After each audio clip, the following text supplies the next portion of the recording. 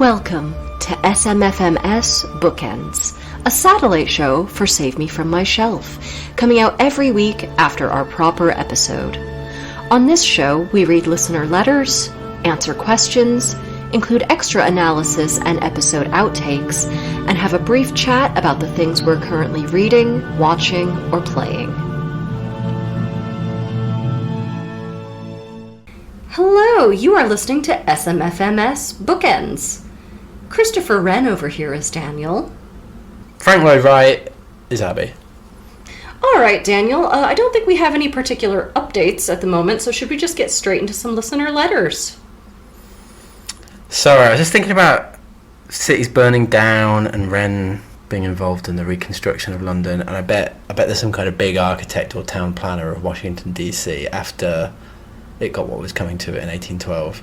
Or Chicago. Who was the guy who did the Chicago World's Fair? Root and Burnham? Burnham. What about somebody like Stanford White, who set the city alight with his seduction of a young girl and then murder by her eventual husband? But Christopher Wren didn't burn London down. I'm making a parallel of, Yeah. Yeah. I don't know. I'm just trying to show off my knowledge of American architects. Are you impressed? None of those were architects. Stanford White is an architect. Alright, well none of the other ones were though. What, Root and Burnham? Yeah, you said they just ran the World Fair. No. Well, what about the last one? They were architects who were hired to construct the World's Fair. They didn't just run it. They're not like currently. Well, this one, Mies van der Rohe. See, I can name them too. I'm just trying to impress you. Thank you. I was impressed. Thank you. As with all of it quickly becomes a pissing contest. Yeah. See, if you ask a man to explain something, he'll become less aggressive. If you explain things to a man, he'll become more aggressive. Okay, let me try again. Let me get my boobs up. I'm wearing pink today, so the bimbo is in full force. Daniel, could you explain architects to me? Because I'm just a big dumb baby. That's creepy. That's so horrible. Oh. Okay. You didn't like that? No. Yeah. Did it make you feel manlier by comparison? Well, I suppose anything's manly by comparison. If it makes you feel any better... No, actually, I was going to say I didn't enjoy doing that. I had a good time doing that. Yeah, good. That was fun. No, I could tell you where. That's what's so scary about it. I'm gonna lean full bimbo, I think, going forward. And everything I do is going to be in that voice. We've got to embrace our gender roles, haven't we? Come on. Okay. Should we get to listener letters now? Yes, please. Here's one that's just hot off the press from Fabio, repeat offender Fabio, the classics expert who also happens to be Portuguese. Ticking a lot of boxes there. Yeah, oh yeah. And ladies, he's single. We don't know that. I don't know anything about him, apart from those things I've already said. Hi, Abby and Daniel, / Daniel and Abby, choose at will. Interesting though that he put Daniel and Abby second, right? So, alright, balls that up. Another excellent episode on A Midsummer Night's Dream. For self-confessed non-experts on Shakespeare, you really seem to have a lot of fun and excel at reading Shakespeare. I am glad that we bamboozled you for another episode. We don't know what we're talking about. Well, I emphasised the seam. I think he knows that. But it's sounds believable, but come on. The episode took me back to my teenage years. A Midsummer Night's Dream was the very first Shakespeare I read in English. I absolutely hated it. It took me many years to actually get it, as far as one can get a text as rich and complex as this one. But now it's my second favourite Shakespeare comedy after Twelfth Night, which I know you don't like that much. I even used a quote from it as the title for my PhD thesis. I was going to be like, I'm going to look on Ethos, find this guy's but of course you can't because the British Library's been hit by ransomware. Oh, of course. So we'll never know what the title was. Also, did we not like Twelfth Night? I feel like we liked it, didn't we? It has clearly left a long-term good impression. Oh, I think I'm not a huge fan of Twelfth Night. I think Midsummer, to me, is better. Yeah, I prefer it. But... Yeah. Anyway, the letter continues. I'm really looking forward to the book club because Fabio is a recent patron and is going to be attending the upcoming book club, which possibly has already happened. Yes, by the time this episode airs, that book group will be long over, but you can always join for the next one for any interested listeners. So in this book group, which by the time you're hearing this has passed, we are reading Madeline Miller's Circe. I challenge Daniel to wear his Portuguese peasant hat. I am honestly curious about it, and I wonder if it's something my grandfathers, both Portuguese peasants, would have worn. All the best, Fabio. So in our last Bookends episode, if you guys missed it, we talked about Daniel's hat collection, and you said that one of your favorite hats was a Portuguese peasant's hat. Can you wear this to the book group? I can wear it, right, but I've got something a little bit to confirm. Oh, God. Go on. Oh, God. Okay. I've got something to confess. It's actually from Madeira, so it's not from the mainland. I don't know if that still counts. You can tell me, Fabio, if it's bona fide or not. I think it's a little bit of a tourist tchotchke. Nevertheless, I like it a lot. And what I'm going to do here is I'm going to leave a little space for you, Fabio. If you decide you have notes after this book group and you want to write in again, I'm going to plug them in right here, and you can tell us what you thought of Daniel's hat. All right. Cool. Abby and Daniel from the future here. Yeah. Fabio saw the hat. I wore it with some gusto. I got a screen grab of it. Without my knowledge or consent. And his notes were, yes, it absolutely counts, but no, it is not the type of hat that either of his grandfathers would have worn. Okay. So you've been redeemed. Great. Wonderful. And now, back to the show. Should we move on to the next letter before you have a complete nervous breakdown? This is from Monica. Hi, Abby and Daniel. Love the podcast. Thank you. I work... Trembling for some reason. Just that confession. I work in a warehouse. Are you okay? I'm all right. I work in a warehouse fulfilling pharmaceutical orders. Oh, that's cool. And your podcast makes the day go faster. So I was just reading this, right? I was like, some kid's getting arsenic. She's getting distracted. Focus on your work, Monica. You got my Adderall in his Viagra. You got your Viagra in my Adderall. Wow. Imagine the hilarity that would follow from that. I discovered your podcast while listening to the Gothic Fiction episode of Betwixt the Sheets with Kate Lister. That is still paying dividends. Yes, yeah, we need to be doing more guest spots, don't we? So far, my two favourite episodes are Pride and Prejudice and Ivanhoe. Wow. Oh, wow. That's interesting. Only a decade apart, barely. Well, they're written... within the same decade. They're written roughly at the same time, aren't they? Yeah. Yeah. When you spoke about the hate the other students had for Lydia from Pride and Prejudice, I would interpret that as an expression of how the parents and older sibling experiences is not the same as what a younger sibling experiences. The Mr. and Mrs. Bennet that Jane and Elizabeth grew up with are not the same parents that Lydia grew up with. Ah. I really like that reading. Yeah. I mean, that's quite a... I'm the baby of the family. Like, that's a phenomena of families, Definitely, isn't it? yeah. Now, I have a lot of thoughts about the Ivanhoe episode. It made me curious to know more about the book. I watched the 1982 Ivanhoe movie and the 1997 Ivanhoe BBC miniseries on Tubi. I listened to the 19-hour audio. Wow, that's a lot of hard work. Oh my God, you did more homework than we did. Yeah, I was just about to say, yeah. The 19-hour audiobook on Hoopla, and listened to the Great Courses audiobook lecture called The Story of Medieval England, from King Arthur to the Tudor Conquest. Also 19 hours long. After listening to that, I can understand why your friend Justine did not want to discuss Ivanhoe. It's more fantasy than historical. Oh, yeah, for sure.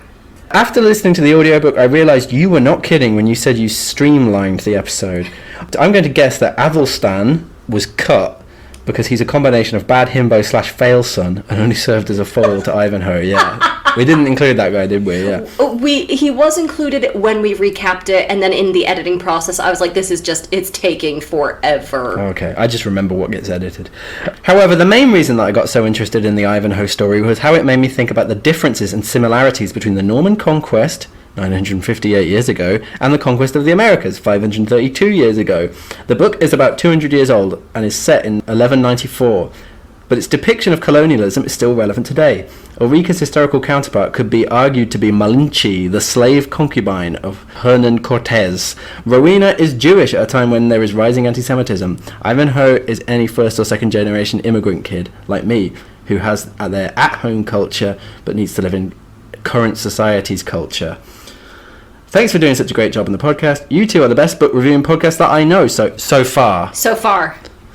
The episodes get into the story within 5 minutes. You don't waste the listener's time with off-tangent subjects, and your microphones are good. Tap, tap, tap. Thank you. Pat on the microphone. Has anyone suggested The Phantom of the Opera or The Three Musketeers? Please excuse the long email. I just had a lot of thoughts on the Ivanhoe episode. Thanks, Monica. Well, I was thinking, Monica, because you are not the first person to have a brilliant reading of Ivanhoe. I did not realize that episode was going to garner That's true, yeah. so much resonance with people. I think I might have to take several of you on as PhD students. I'm thinking this is the only way we're going to resolve this, is to because you're really making me think about this book in a much more dynamic way. We've had multiple now good PhD ideas. So you'll have to read up on your Scott then. Oh God, no, wait, I take it back. Yeah. The other thing I wanted to note, because this made me really, really happy, is that you noted the fact that we get into the recap, or at least the background, within the first 5 minutes. That was a very conscious decision on our part, and I'm so pleased that somebody has noticed that, because one of our big audiences is students, right? Students using these as study guides. If they're cramming and getting down to business, they don't want to hear us dither about crap for 20 minutes. So I'm really chuffed. I'm glad that works, because we had a long discussion when we started the show about how that format should go and how much space we give at the front of it to talk. In terms of the books that she suggested. Oh yeah, Phantom of the Opera or Three Musketeers. I would love to do Phantom of the Opera. We've talked about doing Dumas. I think I suggested Three Musketeers and The Count of Monte Cristo. And it was me that said no. Yeah, as per. He's the French Scott. He is a little bit, isn't he? He just is, isn't he? I think he was just like, I'll just do that. I think he pretty much was like that Dumas, wasn't he? I would quite like to do some of the big, famous French ones. Les Mis. Oh, you're pulling a face. Go on, Les Mis, yeah. Les Mis, Hunchback, Three Musketeers, Count of Monte Cristo. These are all, again, big ones that people know about generally, but have never actually read. Where's the Balzac? Where's the Flaubert? Where's the Zola? Where's the... That's it. Stendhal. Well, first of all, one of those might be appearing on next year's list. We're going to be doing Stendhal. We're going to be doing Lucien Levin. The Unfinished. Okay, what else we got? We got one from Jacobi. Is that the first one? Because he sent two. I know he did. This is the first one. Jacobi, it rhymes with Adobe. I hope you're not accidentally getting sued because they got confused. Adobe's getting sued. Are they? A lot, and rightfully so. So, hello Jacobi. Hi, Jacobi responds. I really enjoy the podcast. This is a good one, a bit of vindication for me. Okay. As well, which I like. I really enjoy the podcast, especially the Ivanhoe episode. This is mental, isn't it? What's going on? What is happening? I feel like people are taking, especially the Ivanhoe episode. I feel like people are taking the piss. Here we go, though. Here's Daniel's big vindication. Okay. Oh, God. That's me, Daniel. I agree with Daniel. Need we say more? Yeah, I think I'd like to hear a little more. Okay. That bagels, that bagels are an Ashkenazi food, not Sephardi. That was a very minor thing about whether you get bagels in Portugal. Thank you, Jacobi, for corroborating that. Could you cover Bulgakov's The Master and Margarita? We have talked about doing that one. Maybe is the answer. Maybe that's on our long list, certainly. Also, if you have time on the docket, presumably 10 years from now, I'd love to hear your takes on Der Dybbuk by S. Ansky, Journey to the West by Wu Cheng-en, The Gate to Women's Country by Sherry S. Tepper, Goethe's Faust, Nizami's Layla and Manjan. So long. And there is more because there was some kind of up. Sorry, my last email was sent prematurely. I'm blaming my cat, lol.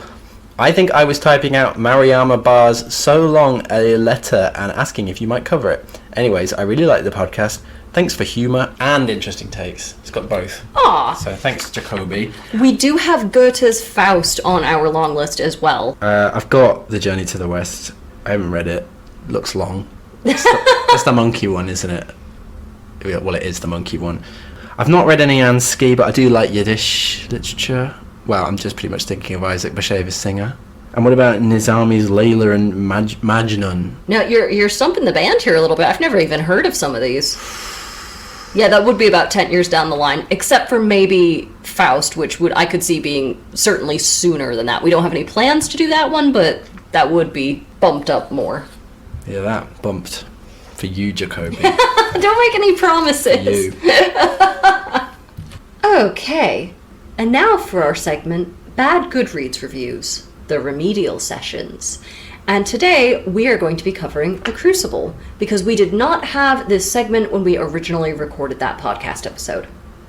So Arthur Miller allegedly wrote this in response to the McCarthy era, which we all know was the witch hunt of the 1950s.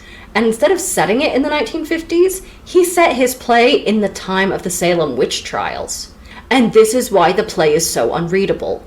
Who wants to read a play that takes place in the 17th century? Who wants to read about characters known as Goody Nurse and Goody Proctor? Not me. 1 star. It's an allegory, so it'd be a bit heavy-handed if he wrote directly about the thing he was talking about. Screw metaphor. Screw allegory. I'm just going to say the thing. Yeah, exactly. Yeah, metaphor is for cowards. Also, what do you mean nobody wants to read a book set in the 17th century? That's an interesting time. I'd like to read that. Yeah, that's a crap review. That's a straight up crap That's review. just a straight up stupid review. I'm sorry, but that's a stupid take, friend. This book sucked fat pancakes. See, that's funny. 1 star. Then there was a review that had 9 pictures of Winona Ryder in different roles, including Abigail Williams from The Crucible, followed by, "Happy birthday, Winona Ryder!" 1 star. I hate the main character. First of all, it is a man, followed by 2 puke face emojis. 1 star, which actually might be the best review I've ever read. And now for more outtakes from our episode on Through the Looking Glass. I don't really like... Well, Mary Poppins is alright, isn't it? I hated that movie as a kid. It's not really got a plot. That's part of the problem. Excuse me?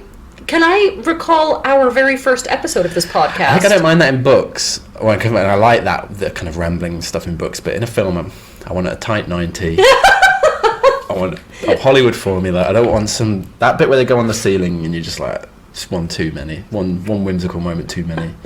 It's about getting old, isn't it, I suppose, that. You're Mr. Banks. Yeah, now I actually identify with Mr. Banks. When's the last time you flew a kite? I don't know if I've ever done it because they never go up, do they? No, they never do. I don't know. Running around like a right Now, the white kitten is very good, but the black kitten is naughty and gets into mischief, and this can't at all be interpreted in any sort of mid-Victorian racist way. Alice... You think it can? You've been sarcastic. Was it the sheer weight of my sarcasm that confused you, or... So you think it's racist? Cat racist. Naughty torty is cat racism, though, isn't it? That's what you... Naughty totty? Yeah, tortoiseshell Oh. is a type of cat, and they're supposedly naughty. So if you are thinking of being racist to a cat, say that. Naughty torty. I mean, they're not racist, are they? But it's colorist, really, isn't it? It's a different prejudice. Stop making 9/11 jokes, Abby! I know what's going on with that. Do you think Lewis Carroll predicted 9/11? Is that what you're saying? Okay. I do not, but I think that's a conspiracy theory that we should start. I love that. I always want to start conspiracy theories. When you see it on the message boards later on, people, you're going to know. Soup terrines, yeah. Is it your favourite terrine in literature? No, the applesauce terrine. Yes, Wuthering Heights. Thank you. Like I could forget that. No, yeah, well, I just remembered it. Scale of 1 to 10, favorite terrine in literature. That's a list that you would email me at 4 p.m. on a Friday. Yeah, or maybe I should tweet it. I think about all the literary terrines now. That's it. We're done. Okay. So Alice... Terrine shroud. That's a stretch. You're reaching a little bit. Yep. Don't force it. It's not even literary. Might be fictional. Whoop. Oh. Well, I don't know if you know much about the Fanny Adams case, but the murderer was a clerk of some description, so it should be right up your alley. They always are, aren't they? They always are, and you cut this from the previous one, but let's assume that all Victorian authors were probably toward the paedophile end of the scale. I don't think that's actually what you said. What did I say? You said that all Victorian men were basically pedophiles. Oh, Okay then, I'll stick to that then. Whatever it was I've said before, I'm going to say that now. And now for more analysis from our episode, Through the Looking Glass. Do you think it was cheap to do the whole "and it was all a dream" thing again? I was thinking on the bus on the way in, actually, about this, and I can see how it could be, you could say it was, like, really influential, and I feel like, because obviously it's right, as we've already discussed, of course. It's a banal point to make, but I was thinking, like, someone like Georges Perec or something would have read this and be like, you could have gone so much further with this, you could have made it much more dependent on, like, the rules of chess or something like that. And then obviously someone like Kafka or something, right? Although it's mad to say that Kafka is based on Lewis Carroll, but there is that idea of futility and dream logic. Dream logic and stuff. And it feels very like a Victorian parlour game that they probably wouldn't have been thinking about all that much. I don't want to downplay it, but you know what I mean? I feel like we read it through very 20th and 21st century eyes, whereas I imagine that it was just like, yeah, and it was a dream, and everyone was like, ha ha ha, how delightful, and they just got on with their lives. You know what I mean? There's a kind of, it just feels very like light, like conspicuously light. This is weird and absurd without irony, or at least without an irony that we understand today. It's not cynical. You could even talk about like subtext, right? Irony is kind of like a form of subtext, and this doesn't have that. It's very just, it is what it is. And I think, again, that's why it's like a kind of parlour game. I don't want to say it doesn't have subtext, because we had this discussion last time, and I don't agree with that. Everything does, but I think it operates in a spirit of not having it, if you know what I mean. Well, that's what I mean, is that there's a lack of cynicism about this for all of its strangeness and its playfulness. Yeah. And I think sometimes people find that, because I think we live in quite a cynical age, and a lot of our media relies on that. I think people find this a bit alienating because it's a bit earnest. Yeah. And so you're a bit like, God, can we change up the tone a little bit? This is getting a bit cloying. It's a bit in that archetypal Victorian way, isn't it? That's earnestness is like that was their like favourite word, wasn't it? You're right. Yeah. Repeat appearances? Yeah. You didn't even notice the Hatter and Hare. That completely passed me by entirely. I didn't get that reference at all. Yeah, and then obviously we've got the Queen of Hearts and the Red Queen as kind of counterparts. And also, I was just thinking about doubles more generally, because obviously it's about a mirror world, but then we've got like Tweedledum and Tweedledee as well. But we didn't have an evil Alice, which made me sad. Yeah, as wow. we were saying. I was thinking about it all my best thoughts are apparently on the bus, but I was like, why is there no evil Alice? It just suddenly hit me, but maybe she's the evil Alice. But then we still need a good Alice. Well, whatever. But yeah, it is interested in doubling, isn't it, and replication. I suppose in that sense, it's a kind of ironic commentary on sequels, isn't it? He was like, you want more of the same? Here's just a mirror image of the book I've given you beforehand. F*** you. My editor made me churn this out. Yeah. So maybe that's what's going on, really. Maybe, it's a sort of a metatextual thing again. I stop saying it, but, yeah. There's a line in the bit in the shop, things flow here, I got this from the footnote, because they were saying that that's almost like a word-for-word quote of Heraclitus, and that idea that everything is in flux and everything's changing. And obviously that sort of goes completely against the idea of a chess game, which, as we've already been discussing, is all about delimitation and certain kind of fixed rules and fixed boundaries, right? So I feel there is, in the text, you can see Lewis Carroll exploring these ideas of rules versus flux, and how those impact against each other. I was thinking, actually, a sort of related thing that we've had on this podcast before is from our episode Parable of the Sower, where the recurring line in that is God is change. And I wondered if that's all about a young girl sort of growing up very swiftly and learning these shifting rules and things. And not to say that that's in any way working from the Alice stories, because I don't think it is. No, but it's covering a similar theme, right? I really like that, yeah. But it's that sort of, that idea of, mixing together two things that you don't really think of, the sort of cosmic idea of God and the very material world, and they're the same thing to her. And here that sort of, ideas of maths and rules and play and storytelling, these things are linked. Having a kind of Carol. Dynamic continuity. Yes. Wow. Yeah, were you impressed by that analysis? I thought I made some good points. All Victorians were paedophiles, correct. Shut up. Okay, now let's move on to the Bad Sex Awards. And before I proceed, I'm just going to give a warning. This is not safe for work. If you don't want to hear some smut, I actually don't think this one was too bad, but if you don't want to hear about it, I would fast forward about 5-ish minutes. So this was an award, quote unquote, that started in 1993, which celebrates the worst written sex scenes in literature from that year. We have now moved on to 1998, where the winner is Sebastian Falk. It's Folks. There's an S. Is it? Yeah. Is it? Yeah, you got that wrong. Should I say it with my sort of accent? Sebastian Folks.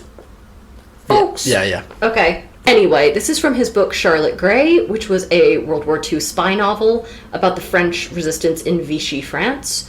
And the winning passage is, and take it away, Daniel. But please put your shirt on. Please, I cannot tell you this again. You can leave your Portuguese hat on. For Randy Newman for us all. So, it seemed incredible to her that this bodily feeling was so specific, when her purpose in it all was to use the act only as a means of some vague, profounder union, far removed from flesh and sheets and physical sensation. Meanwhile, her ears were filled with the sound of a soft but frantic gasping, and it was some time before she identified it as her own. My girl's going to church. Yeah, that wasn't so bad. I was gonna say, this must have been a really good year for sex scenes in literature if this was the worst they could drudge up. This isn't bad at all. It's sort of bad sex in as much as she's kind of not really aware that she's involved in it. Okay, well, I'm quite disappointed by that. Should we move on to some general questions or points? Yeah. Sorry. Yeah. So I was thinking about this when it comes to films, right? People have, like, random lines or bits of dialogue that become in-jokes with other people. They're little, like, earworms that can get stuck in your brain, and you say them all the time. But I was thinking that this rarely happens with books. And I was wondering, Daniel, do you have any favorite one-liners from books that you actually use in your day-to-day life? I was thinking I do, actually. Although I kind of get it wrong, I think. I always say this must be distinctly understood or something like that, but I think it's actually... Marley was dead. This must be distinctly apprehended, or nothing else that follows will be magical. This must be understood. I say that when I'm telling an anecdote. You have another one that you use all the time. Oh, yeah. Tiny Tim, who did not die. You always say that, and then you follow it with whatever situation. So-and-so who did not do something. Yeah, that's true, actually. So Christmas Carol gets 2. Yeah. Wow. What about you? I have one from a book called The Wake by Paul Kingsnorth. It's set in 1066, and it's written in this sort of Anglo-Saxon kind of shadowy language, which is kind of hard to understand. You need a glossary for it, but it's really good once you get going. And it's the main character who is trying to tell his serfs that he has seen this bird that he interprets as a bad omen. And the word for bird in this language is fugl. And so he's trying to tell them, he's like, guys, I saw this thing, it's really upsetting. And they just keep staring at him dumbly, going, fugl? And he just goes, they drive me mad. And so every time I see a bird nowadays, because it cracked me up so hard the first time I read it, I just think, fugl? That's funny. Yeah. If anyone else has any, if there are lines from books that you say all the time, write in and let us know. Now on to consumption habits. Yeah, what are we currently reading, watching, playing, listening to? Go on. As you know, I haven't been reading very much lately because I am currently working on a very large book for the show. Whoa, what could that be? I don't know. You'll find out in a few weeks. I don't even know what I'm reading. So I haven't had time to read much. In terms of media, I have been watching 2 things that I think a lot of, especially younger listeners, would be watching, and that's the new Doctor Who and Bridgerton, the latest season. Is there any that you would like me to discuss first? I don't know if you've been watching either of those. I have not. Okay, we'll start with Doctor Who. I am delighted to once again have a Doctor Who that fucks. We needed that. We have missed that since David Tennant, possibly Matt Smith. What do you mean by that? He's clearly gotten it on. In, like, the first episode, he talks about spending a naughty weekend with Houdini or something like that. All right. He Frenches people. He's definitely, like, he's sexually active. All right. That's what you want out of your Doctor Who. 100%. Okay. And Ncuti Gatwa is so friggin' charismatic. Like, from the minute he came on the screen, I was like, oh yeah, okay, I'm in. Because I had lost momentum with some of it after Matt Smith left. The chemistry between him and the companion is really good. The episodes, the majority of them are very, very strong, so it's been kind of charming to see that. I've been having a lot of sleepless nights lately, and that's been sort of the thing that I watch at 2 a.m. So, in terms of Bridgerton, I know you're probably not a fan. You've never seen it. You don't know anything about it. That's not what I want to talk about. Okay. I'm not a huge fan, but I think when anything becomes a major cultural touchstone, it's important to understand, like, what has this tapped into in the zeitgeist? Why is Bridgerton so popular? And I think I figured it out. And that's because you know that we're going through a bit of a puritanical era. There are lots of sort of much younger people who are like, I don't see the point of sex scenes. This is, the cancel culture. Not cancel culture, but people who don't understand or enjoy sex. And I think Bridgerton is a slight, not indictment of that, but proof that actually you kind of do. And I think it's because they have hidden the sex under a bit of a smokescreen of this is a polite thing about ladies drinking tea. And then when they introduce the sex, it is actually, especially in the first season, it is absolutely integral to the plot, because the whole thing is, how can I make my husband get me pregnant? Yeah. That's a good point, yeah. I think it's a bit of cultural backlash of, actually, you know what? Sex scenes are fun. They're fun. They can be important. It's nice to see people connecting. We all like a bit of, sauciness from now and then. The big 3 things.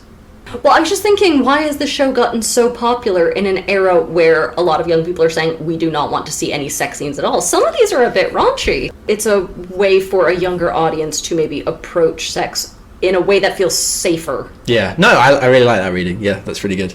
Because as you say, it can have an important function. Of course it can. I don't mean in real life, but I mean in narrative. I don't know what it's for in real life. But, what about you? I read Circe. I won't spoil stuff because you've got to fork out if you want to hear my opinions. But I did quite enjoy it. And I didn't know the whole Scylla story. So that was interesting. I think my criticisms weren't rooted in the book itself, but more in just what the book's trying to do and the form. That's got to be a bit of a coup for an author, though, to write a book and then see 1,000 knockoffs. Because every time I go into a Waterstones and browse around, I'm like, oh, another retelling, another. And I don't want to say Madeline Miller was the first, but she was certainly one of the biggest ones in recent years. And I feel like that must be nice to see so many people trying to cash in on your success and not doing as well. What about that guy that wrote that poem that was a whole retelling of Genesis? But Satan's the main character in it. Oh, we were discussing John Milton's Paradise Lost. Took me a minute. Yeah. I'm not saying she was the first. I'm saying in recent years. Who were these other people doing it then? What are the other versions? Oh god, there are hundreds. They're just picking minor characters in Greek and Roman mythology and retelling them. Who do you want to get the novel treatment? Ooh. It doesn't have to be Greek or Roman myth. It can be any mythos. I want to get some Paul Bunyan and Babe the Blue Ox. I had a dream about Paul Bunyan last night. What? It's not mad. You just saying that, it just hit me. I had a dream about Paul Bunyan. Were you Paul Bunyan? Was I Babe the Blue Ox? Did we cut down lots of trees? I was just crushing people. No. What about you? What mythology do you want to see get? What about that god Tyr in the Germanic tradition, the one that Tuesday's named after? I feel like he doesn't get much of a look in. There we go. In fact, every day of the week, probably I wouldn't mind there being something about that. Well, now we have your book series. Have you been reading or watching or listening to anything else? This is going to annoy you, right? But I've just gone mad. Just? For Okay. bustimes.org. So it works for I don't know if it works for other countries, but anywhere in the UK, a friend of mine recommended it to me. I was like, that's crap. I went on it. It just has the schedules. I was like, this is rubbish. It doesn't just have the schedules. You go on track. It has a map of the chosen bus route that you've been on, and it shows those buses moving along the track. And this is how you fill your days. Do you have a lot of work on at the moment, or? Well, when I'm getting buses to different jobs, it's nice to see that they're on their way. Okay. So, listener, give it a look. I'm so happy for you. Well, that's my flavour of the week. That has taken an unexpected turn. Do you plan your answers based on the popularity of mine? The more sort of popular, zeitgeisty, discoursey text I choose, you're like, I'll f***ing show you. I don't know what to say. I just was on the bus. Well, I wasn't on the bus. That was the point. I was waiting for the bus. I was looking at it. I was like, this is brilliant. More people need to know. I've talked about buses before on this podcast, so it's not like it's without precedent. Why not bring it up? Right. Well, on that note, I'm so sorry. It's hot, isn't it? It's very hot. This is a bonus bookends anyway. That's true. So this is all just free space. This is good. I'm stunned silent, but you are in a safe space. We all care about you. Thank you. You can tell us these things. It's a bit like measuring worth. It's more like that, bustimes.org, I would say. Which I would also continue to heartily recommend and endorse. I endorse this website. All right, guys. Well, on that note, it is very hot in our office. We are slowly dying. I want to go home and sit naked in front of a fan and eat ice cream. Which fan would it be? Fabio? I was gonna say they gotta pay for that. Yeah. That's a special tier on the Patreon. All right, guys. Thank you very much, and we will see you shortly with another new episode. And hopefully the quality will have improved as the temperature lowers slightly. It's getting better and better and better and better. It's only going up. Thanks for listening to Save Me From My Shelf. Our music is The Overture to Don Giovanni by Mozart, and cover art is by Catherine Wu. Our thanks to Aston University's Centre for Critical Inquiry into Society and Culture for funding the startup of this podcast. Contact us at savemefrommyshelf@gmail.com or at SMFMS_podcast on Twitter. And do not, I'm going to remind you, do not forget to rate, review, and subscribe. Do not forget. Thank you.